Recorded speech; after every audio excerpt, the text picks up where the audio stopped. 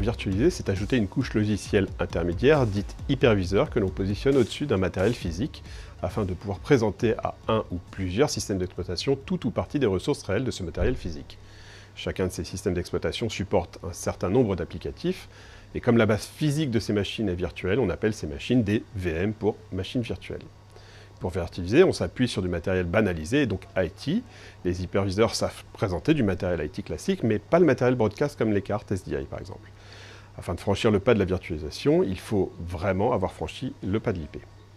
La grande puissance de la virtualisation, c'est la capacité d'ajouter aisément des machines en quelques minutes, et surtout dans le cadre d'une ferme d'hyperviseurs, de pouvoir basculer une VM d'une machine physique à une autre, de manière automatique, afin de garder l'ensemble des services disponibles, même en cas de panne des serveurs.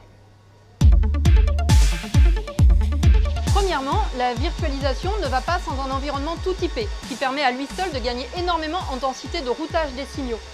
Les débits usuels des liaisons fibres aujourd'hui sont de 10 à 40 Go, mais des liaisons à 400 gigabits seconde arrivent sur le marché. Un signal UHD, c'est 12 gigabits seconde en 2022, un peu moins de 10 gigabits en 2110, soit l'équivalent d'environ 70 liaisons UHD SDI dans une seule paire de fibres à 400 gigabits. On imagine le gain de place phénoménal en termes de câblage. Ajoutez à cela, la virtualisation implique tout d'abord une uniformisation du hardware. Ici, dans ces serveurs banalisés du type de ceux qu'on trouve dans les data centers, on a une console audio, un mélangeur vidéo, des graphiques. Ce hardware est donc beaucoup plus facilement interchangeable et évolutif que du hardware dédié. Au final, tout cela va nous permettre de profiter des avantages de la virtualisation. Pouvoir optimiser les ressources matérielles, partager les ressources d'une même machine entre plusieurs applications, basculer sur une autre machine en cas de défaillance, mais aussi réallouer des ressources non utilisées sur une période donnée à un autre studio. Donc des changements de configuration plus faciles et plus rapides. On peut aussi imaginer louer momentanément dans le cloud des ressources complémentaires en cas d'événements exceptionnels. En octobre 2018, on sait aisément virtualiser toutes les fonctions support d'une infrastructure IT comme les contrôleurs de domaine ou encore les serveurs de supervision. Et ne nous leurrons pas, une infrastructure broadcast sur IP est une infrastructure IT. Les fonctionnalités broadcast sont aussi virtualisables avec plus ou moins de contraintes. Ainsi, un packager ou un origin server se virtualise bien. Les mélangeurs, les serveurs de playout ou les équipements d'habillage se virtualisent avec quelques contraintes. Évidemment, il faut mettre au regard du nombre de sources des capacités de traitement et de transmission adaptées, tant en CPU ou en GPU ou en tant que réseau.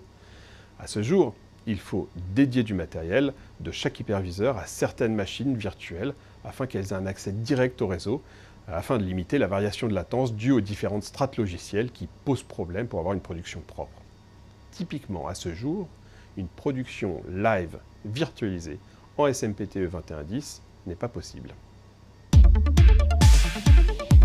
Alors, côté maintenance, ingénierie et super utilisateur, on voit bien que ces évolutions vont devoir s'accompagner d'une convergence des compétences IT et broadcast, déjà amorcées au cours de ces dernières années. Du côté des interfaces utilisateurs, en revanche, il y aura peu, voire pas de changement. Cet automate de diffusion, installé sur le POC ici, est parfaitement semblable à son équivalent qui tournerait sur une machine dédiée. Simplement, ici, c'est un pur software installé sur un serveur classique dans la salle d'à côté. Du côté de la console audio, le produit montré ici est certes un outil très simple du type de ceux utilisés dans une console de diffusion radio, mais le cœur de console a été conçu pour pouvoir évoluer vers des configurations plus lourdes.